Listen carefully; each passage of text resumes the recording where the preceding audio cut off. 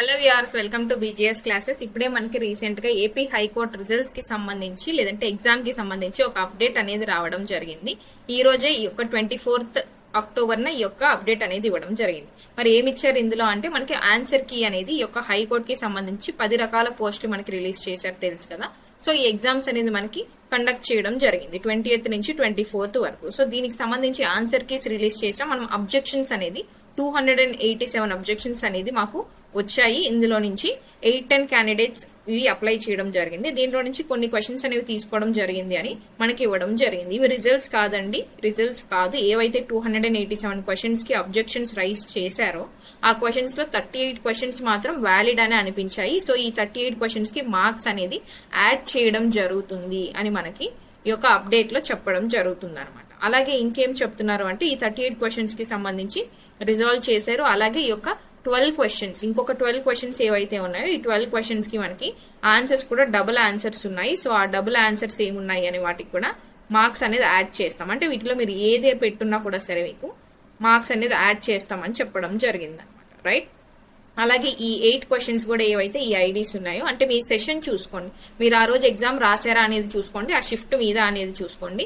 If మీది అనుకుంటే మీకు +1 మార్క్ అనేది యాడ్ అవ్వడం జరుగుతుంది. ఇలా మీరు మీ మార్క్స్ అనేది అడిషన్ చేసుకోవచ్చు, రైట్.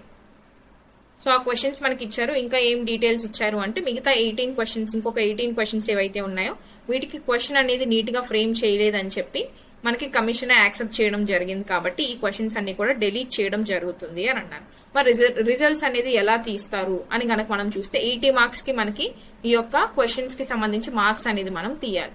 సో తీయాలి కాబట్టి దీన్ని మేము నీట్ గా ఫ్రేమ్ చేస్తాము. ఈ క్వశ్చన్స్ ఏవైతే డిలీట్ చేస్తున్నామో అవన్నీ కూడా కన్సిడర్ చేసి ఈచ్ ఇండివిజువల్ క్వశ్చన్ కి కూడా మార్క్స్ అనేది అడ్జస్ట్ చేసి టోటల్ మార్క్స్ అనేవి 80కే ఇవ్వడం జరుగుతుంది.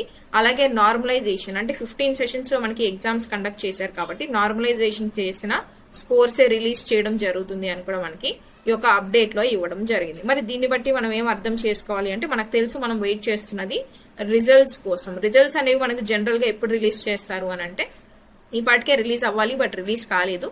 జనరల్ గా రిజల్ట్స్ అనేది మనకి ఆన్సర్ కి ముందు రిలీజ్ చేసి తర్వాత రిజల్ట్స్ అనేది రిలీజ్ చేయడం జరిగింది. సో ఇప్పుడు మనకి ఫైనల్ ఆన్సర్ కి అంటే ఇప్పుడు మనకి రిలీజ్ చేసింది ఏంటి, ఫైనల్ ఆన్సర్ కీ అనమాట. సో ఫైనల్ ఆన్సర్ కీ అనేది మనకి రిలీజ్ అయ్యింది కాబట్టి వెంటనే మనకి రిజల్ట్స్ కూడా రిలీజ్ అయ్యే ఛాన్సెస్ ఉంటాయి. కాబట్టి maybe today or tomorrow results కూడా రిలీజ్ అవ్వడానికి చాలా వరకు ఛాన్సెస్ ఉన్నాయి. So all the best for all the high court aspirants.